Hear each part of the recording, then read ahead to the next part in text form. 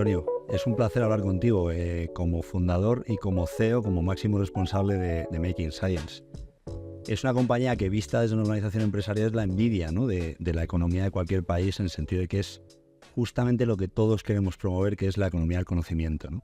Una empresa que en tan breve espacio de tiempo ha sido capaz de acreditar un desempeño por encima de la media de su sector. Entonces, lo primero que te quiero preguntar es ¿cuál es tu trayectoria y cuál es la trayectoria de Making Science?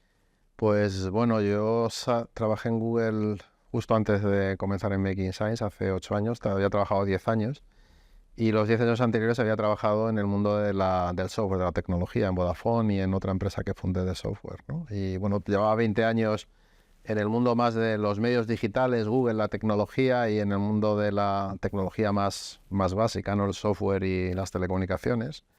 Y bueno, pues vi una oportunidad con dos vectores, ¿no? Por un lado, lo que era la convergencia de la tecnología, los medios y los datos, ¿no? Que es, como digo yo ahora, media is tech and tech is AI, ¿no? O sea, los medios son tecnología y la tecnología se está convirtiendo todo en inteligencia artificial. O sea, había una convergencia de datos, medios y tecnología.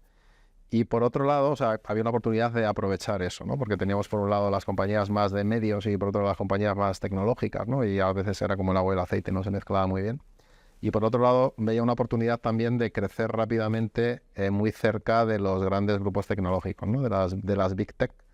¿Por qué? Porque a diferencia de hace 20 o 30 años, ¿no?, donde los ecosistemas tanto de tecnología como de medios eran muy locales, ¿no? Medios televisivos locales, prensa, eran medios muy locales, pues ahora los medios son muy globales. Es Google, tienes Meta, tienes TikTok, ahora eran medios muy globales, ¿no? Entonces había la oportunidad de crecer muy rápido internacionalmente. ¿Por qué? Porque básicamente el producto es el mismo, ¿no? El producto Google en España, el producto Google en Alemania es el mismo, tienes que cambiar el idioma, pero el producto en sí mismo es exactamente igual, ¿no? Entonces había una oportunidad de convergencia, disrupción de la tecnología en los medios y los medios volviéndose más tecnológicos, y luego una oportunidad de crecer muy rápidamente asociado al crecimiento de la globalización de las Big Tech, ¿no? Y básicamente esa era la hipótesis de crecimiento, ¿no? Y bueno, pues yo ya había tenido una trayectoria empresarial anterior en pequeñas empresas, había visto también escalar compañías, ¿no? Pues trabajé cuando yo empecé a trabajar en Airtel, entonces en Vodafone España pues eran 30 personas, y cuando yo me fui 6 años después eran 2.500, cuando yo empecé a trabajar en Google eran 4.000 personas, y cuando me fui eran 60.000, ¿no? Yo siempre he trabajado en entornos de mucho growth, ¿no? Entonces, cuando lo has hecho 2 veces te lo crees, ¿no? No sabes si eres ¿sabes? Estás un poco loco, ¿no? O te parece lo normal, ¿no?, que las compañías crezcan tanto, ¿no? Entonces, bueno, la oportunidad, unido con el hecho de que yo ya lo había vivido 2 veces, ¿no?, y más o menos sabía las cosas que había que hacer, pues me lancé a por ello, ¿no? Y el objetivo, lo primero era consolidar España, ¿no? Pues convertirnos en un player muy relevante en España, y fuimos disruptivos, ¿no? En el sentido de pues que fuimos la primera compañía que realmente integraba mucho tecnología, datos y medios, ¿no? Y nos abrimos un hueco rápidamente, también muy unidos a las grandes plataformas, fundamentalmente a Google, y después a Meta, y después al resto de plataformas, y después pues nos expandimos, ¿no? Siempre que cuando llegas a ser un jugador relevante en tu mercado, pues siempre tienes la tentación de quedarte en ese mercado, ¿no? Pero la oportunidad que yo veía era hacerte realmente global, ¿no? Porque al final es... a nivel global hay menos competencia, aunque parezca una contradicción. Hay mucha más competencia entre micropymes que son capaces de crear un valor limitado por un mercado muy pequeño, que en mercados muy globales donde lo difícil es conseguir la masa crítica a nivel internacional y la plataforma internacional para competir por clientes más globales, ¿no? Entonces, en los primeros 4 años básicamente lo que hicimos fue consolidar el mercado español, convertirnos en líderes.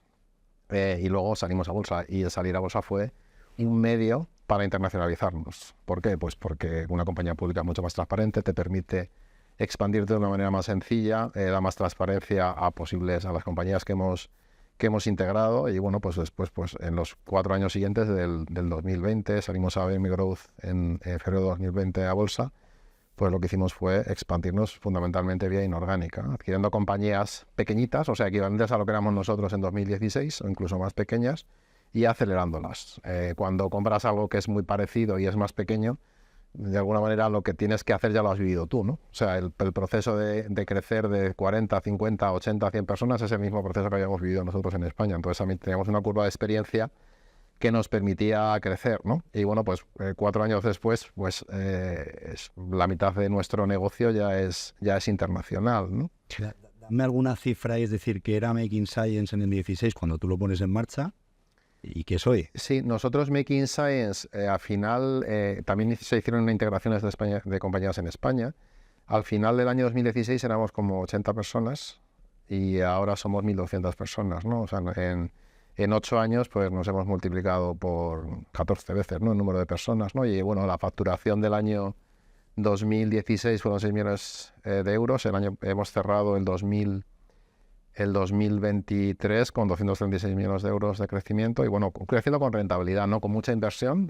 Somos una compañía que trabaja en el entorno tecnológico, que tenemos que invertir en talento, también tenemos que invertir en infraestructura, ¿no? Pues en las oficinas, ¿no? En entornos en los que se pueda trabajar, se puede innovar y luego en tecnologías propias también, ¿no? Pero bueno, hemos conseguido un mix complejo, ¿no? De crecimiento y rentabilidad, ¿no? Que siempre está la duda de o crezco o soy rentable, ¿no? Y bueno, al final es un equilibrio continuo, ¿no? Y bueno, yo creo que tenemos una buena situación y fundamentalmente ¿por qué? Pues porque tenemos el viento de cola, ¿no? La digitalización, desde el punto de vista de creación de activos digitales, de la explotación de los datos, de la inteligencia artificial, pues el sector digital es, como digo yo, la mitad de la economía que crece, ¿no? La tradicional crece menos, ¿no? Estamos en el lado del 50% de la economía que crece mucho, entonces eso nos ayuda. Siempre hemos crecido más que la media del sector y luego, por otro lado, tenemos un vector que es la internacionalización, o sea, lo malo de ser originario de España es que es un mercado no muy grande.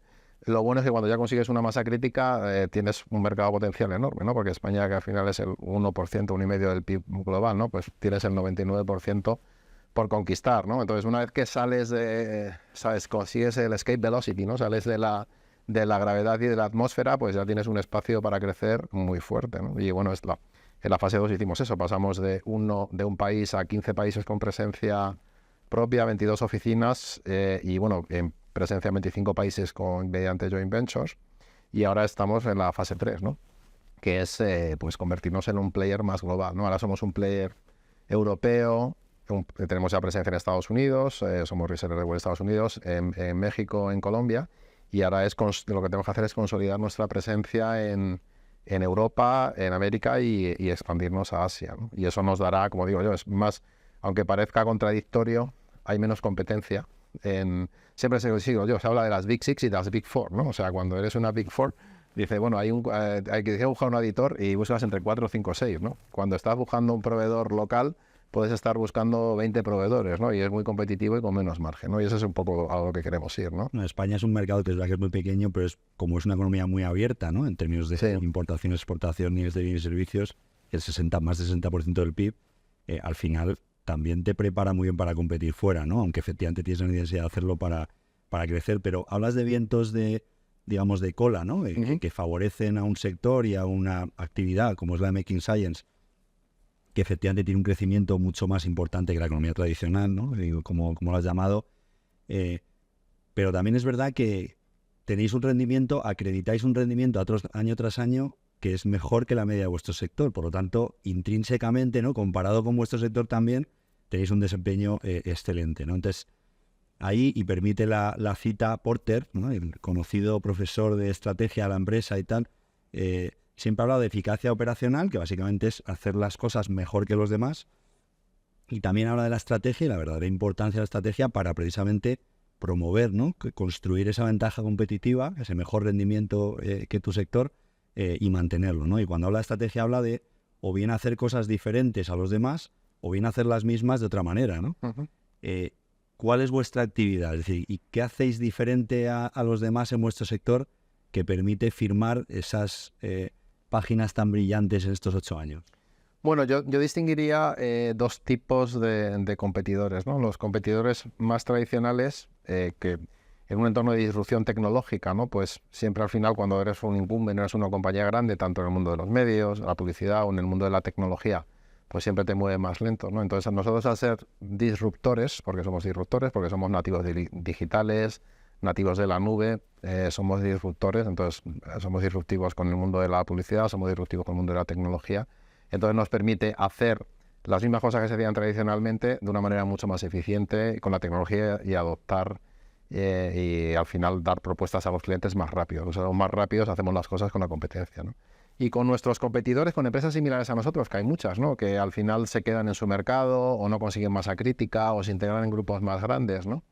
Yo diría que somos más rápidos y más innovadores. O sea, la velocidad es un atributo fundamental. ¿Por qué? Pues porque la tecnología va muy rápido y el mundo cada vez más rápido. Entonces tú tienes que ser muy rápido a la hora de tomar decisiones y de ejecutar las cosas, ¿no? Si dices, si tienes que comprar una compañía y tardas 6 meses, si tienes un equipo que puede comprar una compañía, puedes comprar 2 compañías en un año. Si eres capaz de comprar compañías mucho más rápido, hacer las cosas mucho más rápido, pues tu ciclo se acelera mucho, ¿no? Y luego yo diría también la innovación, ¿no? El hecho de ser más innovadores, que tiene un componente de riesgo importante, ¿no? Porque cuando innovas, dices, el mundo va a ir por ahí, pero hay muchas tecnologías que no se acaban consolidando, pero el apostar por la tecnología, si tienes la capacidad de pivotar, cuando realmente vas viendo las tecnologías o las tendencias que se acaban consolidando, las que son, pues hay un efecto como gaseoso, ¿no? Que luego desaparece y no se consolida, ¿no? Pero si tienes el enfoque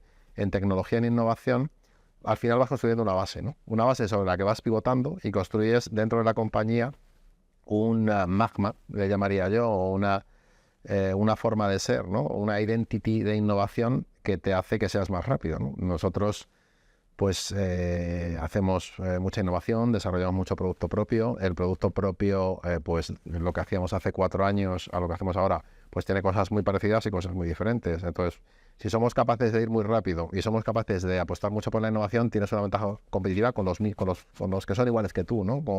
Con los nativos digitales que a lo mejor no tienen masa crítica, ¿no? Y un efecto que estamos notando cada vez más es el efecto de la masa crítica internacional en la inversión tecnológica. Pues nosotros hace 6 años invertíamos en desarrollo de producto y teníamos una base de 100 clientes en España, ¿no? O que eran clientes a los que podíamos testar las soluciones, probar las soluciones. Y el I+D era el mismo, o sea, el desarrollo del producto, el coste era el mismo. Ahora mismo tenemos 700 clientes en 15 mercados. Entonces, el mismo coste tecnológico lo amortizamos entre muchísimos más clientes desde el punto de vista de la rentabilidad. Y también desde el punto de vista de el número de ingenieros y desarrolladores que podemos tener. Un ejemplo, por ejemplo, sería AppMáquina, pues una compañía que adquirimos en Mallorca que tiene un producto muy innovador pues hace 2 años y medio. Y en ese momento eran 7 personas y ahora son 50 personas, ¿no? Y la aceleración ha venido gracias a Making Science, ¿no? Era una compañía tecnológica pequeñita que tenía muy buen producto. Y gracias a la red de Making Science, pues hemos expandido a múltiples mercados, ¿no? Entonces, eso es un efecto, un círculo virtuoso y un efecto multiplicador, ¿no? de la tecnología que empezamos a notar cada vez más. O sea, los productos nuestros podemos invertir, tenemos más ingresos en proporción a la inversión que tenemos que hacer en desarrollo de tecnología. Yendo a rentabilidad y resultados, me he permitido tomar algunas notas de vuestros estados financieros, ¿no? De consultarlos, de vuestros planes estratégicos, del guidance que estáis enviando a los mercados, ¿no? A BM Growth. Y es muy interesante, ¿no? Porque además, vuestro planteamiento conceptual, las hipótesis que tú hablabas de mercado cuando hablabas de la constitución de Making Science, luego se comprueban cuando uno analiza los estados financieros, ¿no? Y hace el análisis horizontal, ¿no? Para comparar el rendimiento a lo largo del tiempo de la empresa, y el vertical para comparar determinadas variables con otras de la compañía, ¿no? Entonces, habláis de una estrategia centrada en el cliente, en la rentabilidad, en el cross-selling, en productos propios innovadores y en control de costes también muy importante, ¿no? Se comprueban los estados financieros a medida que uno ve cómo el margen bruto crece más, se incrementa más en mayor medida que las ventas, ¿no? Luego es una empresa también eficiente y lo dicho, estáis haciendo un esfuerzo también creciendo inorgánicamente pues de una forma muy acelerada, ¿no? Entonces, en España y en ese análisis cartesiano que a veces hacemos las organizaciones empresariales de estas cosas, ¿no? Que pensamos que hay un umbral en los 49 empleados y no sé cuánto, y en 50 ya las empresas no quieren crecer porque tienen otras condicionantes, inhibidores al crecimiento. ¿Cómo conseguís hacer ese crecimiento tan acelerado? ¿Cómo conseguir tener esa rentabilidad, acreditar esa rentabilidad ejercicio tras ejercicio, ser atractivos en los mercados de capitales para financiar todo ese activo y toda esa estructura económica de la compañía.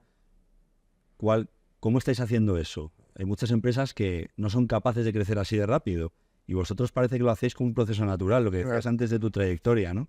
¿Cómo hacéis eso? Bueno, yo creo ahí sin duda la experiencia en Google y Vodafone ha sido fundamental, ¿no? En el sentido de ver cómo escala una compañía y cómo tienes que construir procesos y sistemas, ¿no? Y cómo construir los departamentos corporativos, ¿no? Como dices tú, al final tienes el número de ámbar, ¿no? Las 100 personas que una persona puede tener en su mente, puede conocer, ¿no? Entonces las empresas cuando en un modelo pyme pequeño, como digo yo, empresa familia, ¿no? Modelo aldea, a partir de 100 personas empiezan a morir. ¿Por qué? Pues porque no le entra en la cabeza del dueño, del fundador, ¿no?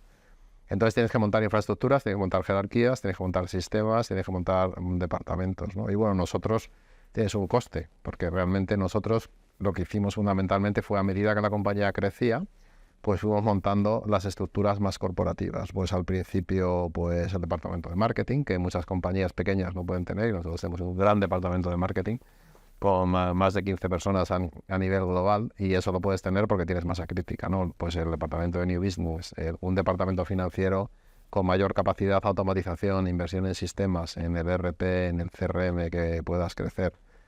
Un departamento de Corporate Finance, un departamento de recursos humanos escalado de People and Culture que permita escalar, ¿no? Entonces, al final, es imposible gestionar una empresa de 1.200 personas con un paradigma de una pyme, ¿no? De 50 personas, ¿no? Y al final, pues tienes que ser el paradigma, ¿no? de la aldea, la ciudad, el país y la nación, ¿no? De qué tipo de instituciones, qué tipo de herramientas, qué tipo de sistemas tienes que tener para que esa compañía escale. Bueno, Make Insights, pues hemos ido evolucionando, ¿no? Pues a medida que la compañía crecía, pues como decía, los departamentos corporativos, que bueno, de hecho ahora los tenemos mucho más estructurados, ¿no? Pues tenemos el departamento de marketing, finanzas, recursos humanos, sistemas, procesos, que da servicio a las diferentes unidades, ¿no? Y luego organizarlo por países, por unidades, una estructura de países, servicios centrales, ¿no? Y eso nos ha permitido crecer. El hacer las compras de compañías similares facilita la integración, ¿no? Compañías que sean más pequeñas que la compradora o la integradora y que hagan cosas parecidas facilita la integración, porque fundamentalmente, por simplificar, ¿no? Making Science, pues en España vendemos 8 productos, ¿no? 8 soluciones, 8 servicios.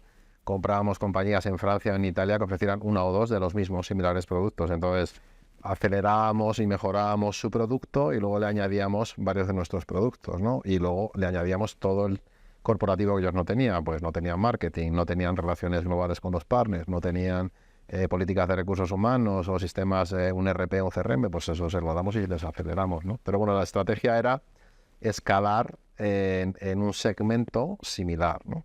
Muy disruptor, a medio camino entre el media y la tecnología, muy cercano a los Big Tech y mediante crecimiento inorgánico de compañías muy parecidas, ¿no? Y bueno, pero esto es un cambio. Ahora estamos en la fase 3, ¿no? O sea, nuestra fase 1 fue consolidar España. Ya teníamos una empresa, pues 250 personas cuando salimos a bolsa. Ya teníamos un departamento financiero, un departamento de marketing. Luego en la fase 2 nos expandimos a 15 países, cómo funcionar como un corporativo, gestionar países, las políticas de los países, desarrollar las políticas de los países, integrar las compañías. Y ahora estamos en la fase 3, que es la fase 2 a mucha más escala. ¿Por qué? Pues porque la compañía, nosotros en 2016 hicimos 6 millones de facturación y éramos 80 personas. Tardamos 4 años en pasar a 200 personas cuando salimos a bolsa, ¿no? Y pasar de 6 millones a 35 millones de facturación.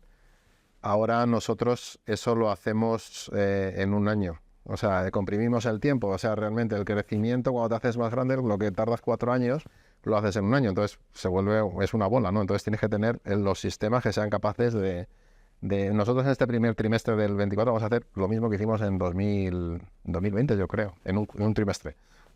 a nivel de volumen, ¿no? Entonces el tiempo se comprime. Entonces tienes que seguir invirtiendo en la infraestructura, los sistemas y los procesos que sean capaces de soportar ese crecimiento, ¿no? Y bueno, pues es una inversión. Lo bueno es que el volumen ya te permite también pagar, ¿no? Esos costes fijos y esa inversión, ¿no? Y estamos en un momento en el que el 90% de los costes fijos centrales que teníamos que construir, pues nuestro ERP, pues hemos estado 2 años implementando SAP, tenemos Salesforce como CRM, que también somos partners suyos de un departamento de ciberseguridad, que son costes fijos centrales.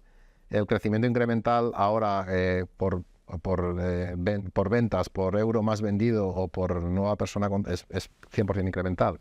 Entonces la rentabilidad va a crecer. O sea, nuestra rentabilidad va a crecer. ¿Por qué? Pues nuestros costes fijos ya los tenemos implementados a nivel del corporativo, y luego además tenemos un efecto de vender en mercados donde, digamos, el valor es mayor. Quiero decir, o sea, la hora vendida en Estados Unidos de consultoría es más cara, la hora vendida de consultoría en Suecia es más cara, y bueno, nosotros venimos con una automatización y unos paradigmas Entonces entramos en una fase 3 que va a acelerar el crecimiento de la compañía, que es pues un 20% orgánico, pues básicamente es pasar de, pues no sé, de 250 millones a 300 en un año simplemente orgánico, sin comprar ninguna compañía, ya por el tamaño que tienes, ¿no?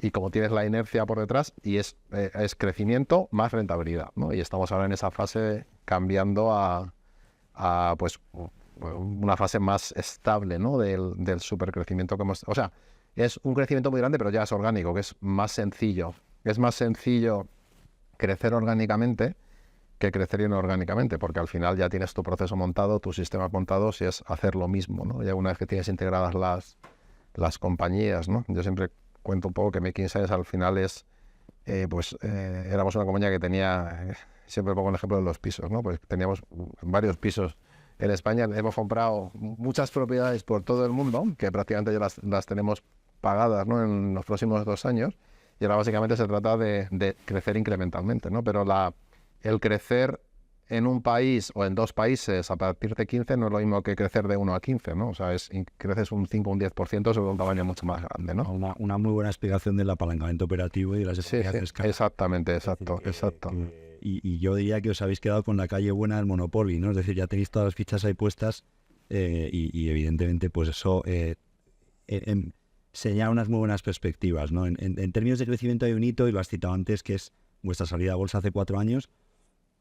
Es evidentemente una forma de financiar todo ese activo y toda esa actividad y todo ese crecimiento per se, ¿no? Y eso es así. Tienes el dilema que tienen siempre las empresas entre cuál es el uso perfecto de la deuda o del capital y cómo tienen que hacer eso, pero tiene otras implicaciones para Making Science, entiendo, ¿no? No hay muchas empresas en España, y volvemos un poco a esa economía del conocimiento, esa capacidad y ese crecimiento que estáis experimentando, que hayan sido capaces de salir a los mercados. No hay tanto músculo en España para eso, ¿no? Con lo cual, empresas como vosotros en eso sois un referente. ¿Qué experiencia tenéis con eso? ¿Qué balance hacéis? Bueno, nosotros lo veíamos como un hito necesario para internacionalizarnos, ¿no? O sea, era la única manera nosotros, para crecer y comprar compañías fuera de España, teníamos 2 opciones: o un private equity, o sea, tener un fondo de private equity, o salir a bolsa, ¿no? Y tener una combinación de equity más deuda, ¿no? Más fondos generados por la compañía. Entonces, el salir a bolsa era el modelo natural, ¿no? Porque además yo creo que le da un componente más... el private equity muchas veces puede tener el componente sobre todo en los mayoritarios, pues decir, pues vamos a construir y luego vendemos, ¿no? Entonces, desde un punto de vista del ethos de la compañía, ¿no? Pues yo creo que es mejor hacerlo vía salida a bolsa, y bueno, la salida a bolsa pues nos permitió pues eso, comprar compañías y pagar parte de las compañías con acciones, que yo creo que es muy importante por diferentes razones. Y desde el punto de vista interno, pues fue buenísimo. O sea, ¿por qué? Pues porque nos obligó a ordenarnos. O sea, nosotros éramos una compañía que pues era que ofreció muy rápido. Pues, por ejemplo, en la parte financiera, pues trabajábamos con gestorías. Toda la parte de contabilidad tuvimos que montar todos nuestros procesos internos para auditarnos, para hacer el reporting trimestral, para tener los procesos, para tener controlada la información. O sea, al final todo lo que haces que te hace ser más predecible, más consistente, pues te mejora. Es más duro, es más complicado, porque tienes que montar más procesos, tienes que definir mucho más, pero no fue bueno para la compañía. O sea, una pyme de por debajo de 100 personas normalmente pues está poco estructurada, los procesos financieros pues probablemente no están, son de pyme, como éramos nosotros. Entonces el salir a bolsa nos nos obligó a dar el salto, no de gran compañía, pero sí de compañía que tiene que estar en bolsa, que tiene unas obligaciones con el mercado de información, ¿no? Entonces nos hizo mejores. Salir de Euronext nos hizo un poco mejores, o sea, nos hizo además reportar, teníamos que reportar en castellano, teníamos que reportar también en inglés a otros mercados internacionales y bueno, pues también nos obligó, nosotros de hecho teníamos la obligación de reportar semestralmente y reportamos trimestralmente, ¿no? Y al final todo te obliga a mejorarte, o sea, si no, no eres capaz de dar al siguiente hito, es decir, o sea, tienes que tener es como el fútbol, digo yo. Es decir, si quieres jugar en primera división, tienes que tener buenos jugadores, pero también tienes que tener la infraestructura de un club muy bueno, con entrenadores, psicólogos, medios deportivos que te permitan competir en esa categoría, ¿no? Y si quieres competir en tercera división, pues tienes otro tipo de infraestructura, ¿no? Entonces te obliga a desarrollar la infraestructura. Entonces para nosotros Salir a Bolsa fue buenísimo y de hecho nos seguimos retando a mejorar, ¿no? Por ejemplo, pues nosotros a nivel de auditorías pues reportábamos en PGC, ahora vamos a reportar en IFRS en las cuentas de 2023, ¿no? Que es un estándar internacional, pues que nos obliga a dar mucho más detalle, es mucho más duro desde el punto de vista interno de reporting, pero tiene una ventaja, pues nos permite compararnos con compañías internacionales desde el punto de vista de rentabilidad. Entonces, para inversores internacionales o para fondos, pues permite tener unas cuentas más comparables desde el punto de vista con otras compañías, ¿no? Pues es un esfuerzo que haces para dar el salto y bueno, pues hace mejor.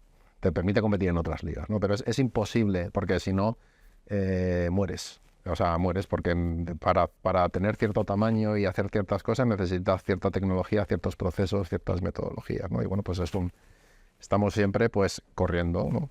McKinsey siempre se está corriendo porque como crecemos tanto, siempre tienes que estar montando el siguiente proceso, la siguiente tecnología que te va a permitir, pues, que te permite ser competitivo y te permite dar el salto a la siguiente fase, ¿no? de crecimiento. Entonces, bueno, pues ahí es una continua inversión. Bueno, la inversión en CAPEX que hacemos, que es mucho en producto, pero también invertimos muchísimo en software, en procesos, en oficinas, en presencia, en marca, ¿no? La marca que nosotros... Pues hay visto otros mercados que capitalizan la marca, ¿no? Por ejemplo, nosotros no tenemos en nuestro balance, no está el valor de nuestra marca, ¿no? Y ayer hablaba sobre eso, ¿no? Nosotros pues invertimos en marketing y en total más prácticamente entre equipo e inversión, pues cerca de 2 millones de euros al año, ¿no? Que para una compañía como nosotros, pues eso al final va consolidando, ¿no? Vas desarrollando la marca tanto en España como fuera de España, ¿no? No sé, lo podemos medir por seguidores en LinkedIn o por conocimiento, por menciones, ¿no? Y la construcción de la marca pues es un activo que vas teniendo ahí que por supuesto una pyme no tiene, ¿no? Entonces es un diferencial, ¿no? A largo plazo, si le preguntamos a Interbrands el valor de las marcas, ¿no? ¿Cuánto vale cuánto vale la marca Coca-Cola versus cuánto vale el balance de Coca-Cola, ¿no? Entonces, bueno, pues es seguir evolucionando y, bueno, salir. Todo lo que te obliga a dar el salto te hace mejor, ¿no? La contabilidad es una forma de analizar una compañía. Es verdad que no es perfecta, ¿no? Y las marcas cuando se han desarrollado internamente, ¿no? Todo el intangible, pues no se incluye en el activo. Y fíjate que hay compañías que todos conocemos muy bien que no pueden poner el que es su principal activo un valor porque la han desarrollado internamente y no la pueden contabilizar, ¿no? Estas cosas que tiene también salir a los mercados y ser comparable y que la gente, los inversores, los stakeholders puedan analizar la compañía. Otro hito muy relevante que es también una evidencia empírica de que sois competitivos es vuestra salida fuera del mercado de lo que llama literatura el reservorio de rentabilidad, ¿no? El mercado en el que uno tiene su origen, os vais fuera y lo hacéis como habéis competido aquí sin complejos, ¿no? Si permites esa forma de verlo también desde la Cámara de Comercio, desde cómo vemos nosotros esto, ¿no? Porque muchas empresas españolas pues tienen esa querencia por salir fuera y hacerlo solamente Europa y en su caso América Latina, ¿no? Y les cuesta mucho más ir a mercados que, aunque pueden tener una actividad mayor, ¿no? Probablemente pueden percibir también como un mercado más distante o más competitivo, más difícil en definitiva, ¿no? De acceso y de consolidación. Pero vosotros habéis ido a por Estados Unidos y lo hacéis de una forma que explicáis inteligente, ¿no? Que es básicamente, o bien puedes hacer una compra orgánica que es mucho más cara, o internalizas eso y lo haces de forma orgánica, coges un buen equipo y lo haces internamente, ¿no? Esto lo estáis haciendo desde hace poco en Estados Unidos y este año habéis tenido un hito relevante como resellers de Google que os permite un crecimiento que creéis que va a ser básicamente al final la cuenta de resultados se va a corresponder un tercio con España, un tercio con Estados Unidos y un tercio con el resto de vuestra posición, ¿no? ¿Cómo es esto?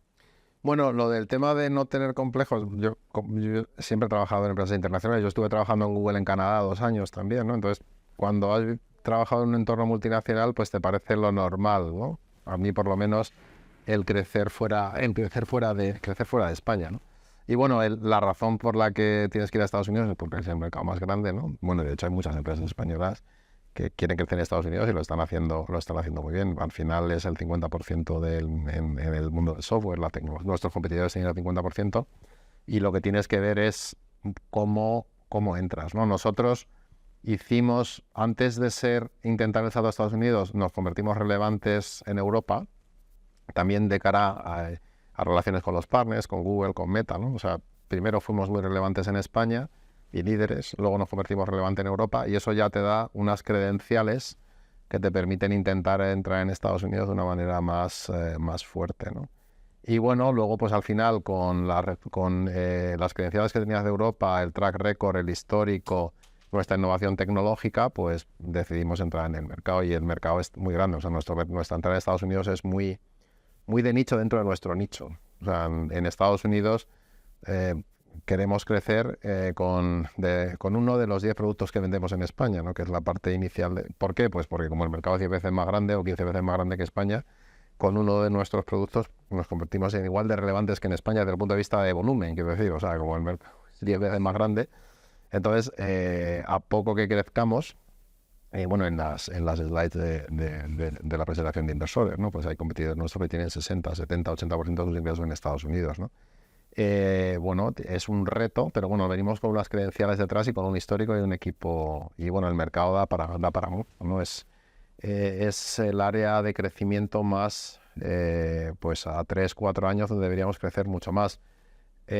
Nosotros, todo nuestro portfolio internacional fuera de España, Italia, Francia, Inglaterra, Suecia, Dinamarca, Colombia, ya crece mucho. Hicimos las inversiones fundamentalmente 2021, 22, o sea, hace 3 años, 2 años, y este año, de hecho, se notará en los números que publiquemos, pues que como el segmento internacional, excluyendo Estados Unidos, ya crece mucho y contribuye mucho al crecimiento y a la rentabilidad, porque es pues al cabo de 2 años, pues esa inversión en marca, ese rebranding que has hecho, esa inversión en vender nuevos productos, ese presencia en el mercado, pues por ejemplo, invertir, tener oficinas, tener presencia física, ¿no? Las compañías que comprábamos nosotros tenían oficinas muy pequeñitas, eran compañías de 20 personas. Pues este año pues abrimos la nueva oficina de Chicago, la nueva oficina de Milán, la nueva oficina de Londres, ampliamos la oficina de París, ¿no? La nueva oficina en Estocolmo, que ahora estamos ampliando, de hecho, ¿no? Pues entonces te da una presencia en los mercados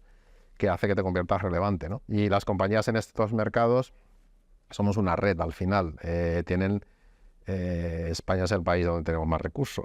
El país sí, tenemos 550 personas en España, pero en Nordics pues somos 80 personas, ¿no? Ahora mismo, ¿no? Pero claro, las 80 personas que tenemos en Nordics tienen todo el apalancamiento de producto y de know-how que desarrollamos en España, ¿no? Entonces les hace más relevantes en su mercado y les acelera.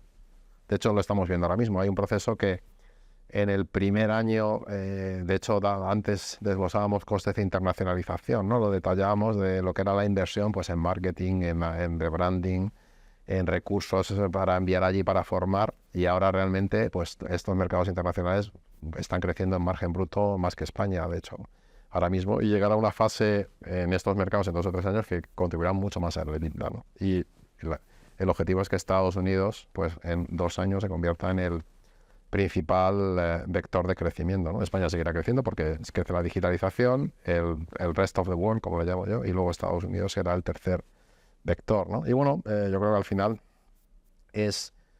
yo siempre digo que es más difícil hacer lo que hemos hecho hasta ahora que lo que nos queda por delante, ¿no? Porque es más difícil conseguir masa crítica y salir de España y consolidarte o sea, es más fácil crecer, es más difícil pasar de una compañía de 80 a 250 y 250 a 1200 que de 1200 a 2000, que es lo que nosotros necesitamos hacer. O sea, nosotros para triplicar nuestro EBITDA tenemos que pasar de 1200 a 2000 o 1200 a 1800 personas, no de 250 a 1250, ¿no? Que al final es hacer lo mismo, ¿no? Entonces, bueno, se trata de ejecutar y la masa crítica te va ayudando, ¿no? Más presencia, más grande, pues más inbound, más referencias, más conocimiento de marca, más presencia internacional que te da acceso a nuevos clientes, ¿no? Pues cada vez tenemos más clientes que son multi-country. ¿Por qué? Pues porque antes pues un cliente decía, no, me tienes que dar servicio en 3 países. Pues no, pues que solo estoy en España. Ahora ya empezamos a... Entonces, como digo, hay menos competencia en el multi-country y en el global que en el nacional. No se puede tener una conversación contigo como CEO de Making Science sin hacer referencia a la innovación, una empresa que está apalancada absolutamente en el talento y que es muy intensiva en innovación, ¿no? Entonces, has dicho antes que tenéis productos innovadores propios en vuestro portfolio, que os habéis diversificado en ese ámbito. Has hablado también de la diversificación de mercados, ¿no? De Estados Unidos, de rest of the world, de dónde estáis operando y qué perspectivas tenéis en cada sitio. En concreto y en relación con la innovación, la inteligencia artificial, una doble perspectiva. O sea, por un lado, cómo Making Science ha incorporado eso en su portfolio y desde el punto de vista de los clientes, qué tienen que hacer para sacar provecho de una tecnología así, porque se habla mucho de la inteligencia artificial, pero ¿cómo se monetiza eso, no? Bueno, nosotros invertimos en inteligencia artificial pues muy desde el principio. O sea, una plataforma que se llama Gauss, que de hecho al principio tuvimos financiación del CDTI, ¿no? Para el de 2017. Y era inteligencia artificial predictiva, ¿no? Y la hipótesis fundamental era que en marketing, pues tienes que hacer muchas predicciones, ¿no? De si un usuario va a comprar o no va a comprar, cuál es la propensión de compra o la propensión de cross-selling de un producto a otro, o la probabilidad de que vaya a devolver un producto en un e-commerce o de cancelar una reserva en una hotelera, ¿no? Entonces, como en marketing hay mucho data, nosotros empezamos a desarrollar la tecnología predictiva, ¿no? O sea, al final hay un mundo, primero tienes una fase que es la automatización, ¿no? Que te dan los sistemas, y luego el mundo predictivo. La predicción te permite tener una buena idea de lo que va a pasar mañana o con un cliente, ¿no? Y eso te da una eficiencia. O sea, en todos los clientes en los que hemos aplicado inteligencia artificial predictiva y machine learning, pues obtenemos mejoras del 30 al 40% porque al final eres capaz de, con una probabilidad, un modelo bueno que te permita saber lo que va a pasar mañana, eres capaz de tomar decisiones hoy que te permiten optimizar las cosas, ¿no? De si compra o no compra o qué va a comprar y ser capaz. Al final te da optimización. Entonces, hemos invertido mucho en Gauss como plataforma de inteligencia artificial predictiva, con la inversión en AdMáquina, que tiene también inteligencia artificial, un producto que se llama BrainEdge, que es muy innovador también, y el año pasado con Trust Generative AI, que es una plataforma de inteligencia artificial generativa, ¿no? Y bueno, yo al final siempre lo veo, todas las compañías han empezado a utilizar tecnologías, y pensamos en sistemas de información en los últimos 30 años.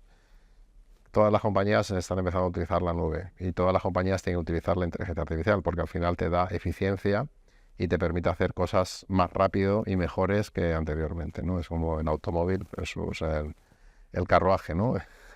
Entonces es más rápido, más eficiente. Entonces, ¿qué ocurre? Que las áreas de aplicación dentro del mundo empresarial, pues cada vez son más amplias.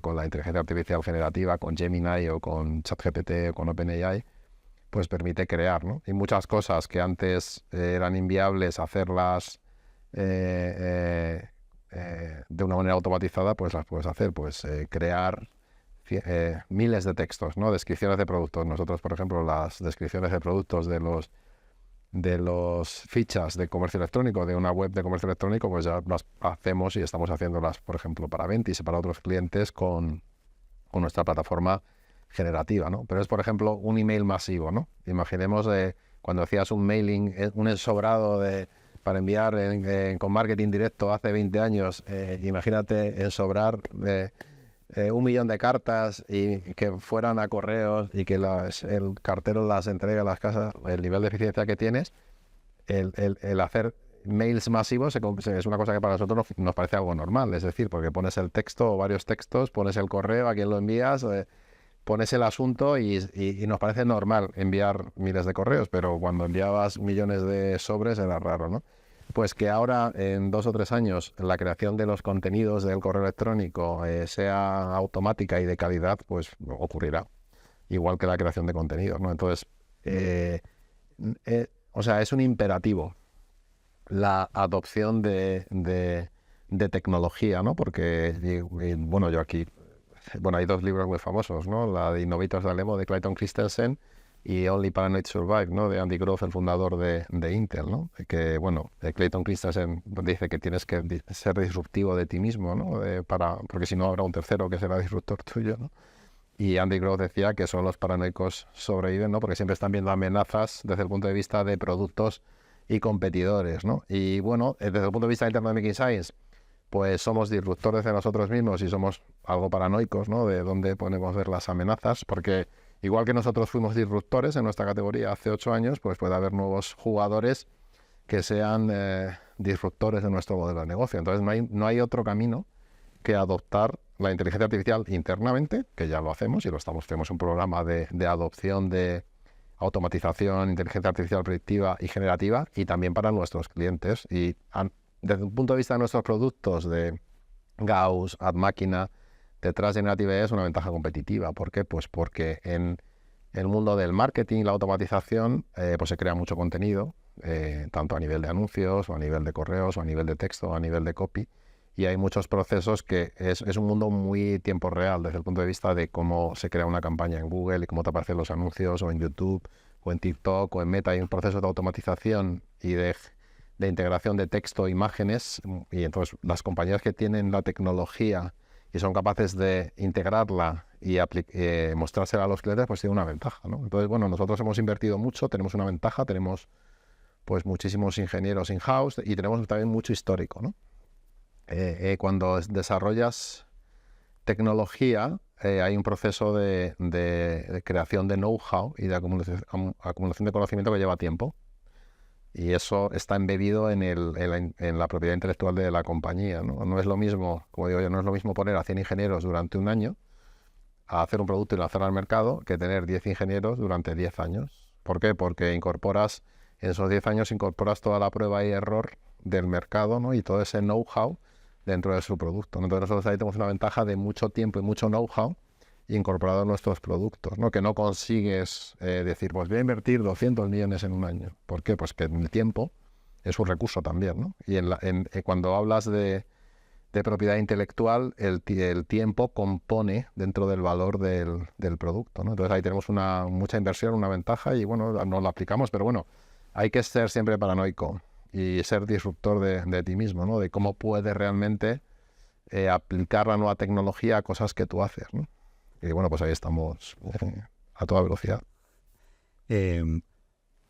Bueno, nos toca como Cámara de Comercio de España agradeceros que nuestra comisión de digitalización, como órgano prescriptor también, ¿no? En su función de órgano consultivo y en relación con la Administración General del Estado, el Gobierno, pues nos hemos apoyado en vosotros para elaborar un documento, una estrategia de impulso de digitalización, de transformación, de adaptación digital de la economía española en sentido amplio, ¿no? Hay muchas cosas que tienen que ver con la identidad digital, con el gobierno electrónico, con la ciberseguridad, en fin, es bastante transversal al desafío que esto supone desde el punto de vista del sector público y el privado, ¿no? Y la verdad es que tanto con la ayuda de otras grandes empresas españolas que están adscritas a la Cámara de Comercio, como con vosotros mismos, como miembros también de la Cámara, pues os hemos pedido particularmente a Making Science el favor de darnos apoyo ahí, y el resultado lo veremos en pocas fechas, ¿no? Pero si tú tuvieras que destacar algo que echas en falta para acelerar un poco este proceso de digitalización de la economía española, o cómo se puede hacer eso, algún inhibidor, algún acelerador, algo que tú identifiques ahí, ¿qué dirías? Bueno, yo creo que España al final es un país mediano y cada vez va a ser más mediano, ¿no? Porque si vemos los demographics del mundo, ¿no? Pues vemos dónde crece la población en el mundo, ¿no? Pues Asia, África, Latinoamérica, y bueno, la predicción es que cada vez pesaremos menos en el mundo. Entonces, cuando eres mediano tienes que ser muy bueno en varias cosas. Es muy difícil ser bueno en todas porque es imposible, pero tienes que ser bueno en varias cosas, ¿no? Y yo creo que España tiene un componente geográfico interesante, es una economía abierta. Yo creo que la tecnología pues es un valor y debería ser uno de los sectores en los que España debería invertir en educación. Ahí tenemos instituciones educativas muy potentes, ¿no? Es un hub de educación, España, pues Instituto de Empresa, Grupo Planeta, muchas universidades a nivel educativo. Somos un hub muy potente, ¿no? Porque tenemos una posición bastante central, somos puente con Latinoamérica, puente con Middle East, puente con el resto de Europa, y la tecnología debería ser uno de esos sectores en los que se creciera. ¿Por qué? Pues que podemos desarrollar talento interno y también por circunstancias geográficas, climáticas, podemos ser también un atractor de talento internacional, ¿no? Y que al final en un mundo que es el talento, el mundo de la tecnología está basado en el talento. Si eres capaz de atraer talento, eres capaz de desarrollar tecnología. Y yo creo que fundamentalmente la clave es los incentivos a la inversión, ¿no? Al final, igual que inviertes en un activo físico, en una oficina, en una tienda, en un restaurante, cualquier compañía, la inversión la puedes ver como una oportunidad o con miedo, pero hay que incentivarla, ¿no? El mundo digital, pues a veces es más abstracto, más difícil de entender, ¿no? Es mucho más sencillo entender que si quieres tener un buen restaurante tienes que invertir en una buena localización, tener una buena cocina, montar bien el restaurante y tener un buen servicio y una buena cocina, ¿no? A veces no es tan evidente que tengas que tener un sistema de CRM o un RP o adoptar inteligencia artificial, ¿no? Entonces yo creo que hay que incentivarlo mucho con la formación, y yo creo que yo lo que haría sería, desde el punto de vista de todas las empresas, pymes, empresas medianas y empresas grandes, pues realmente incentivar mucho fiscalmente la inversión en tecnología y más, porque al final es lo que hace que puedas convertirte en un referente en esa categoría. Nosotros, por ejemplo, compramos una empresa en Georgia y pues hay una situación fiscal allí que la compañía paga un 5% para la exportación de software, ¿no? Pues es una ventaja competitiva, ¿no? Porque puedes vender tu producto de una manera muy competitiva al resto de los mercados, ¿no? Si te vuelves competitivo, puedes crear empresas competitivas que atraen talento, y el talento genera más compañías más competitivas, ¿no? Entonces yo lo que haría sería incentivar mucho los incentivos a la inversión en digitalización.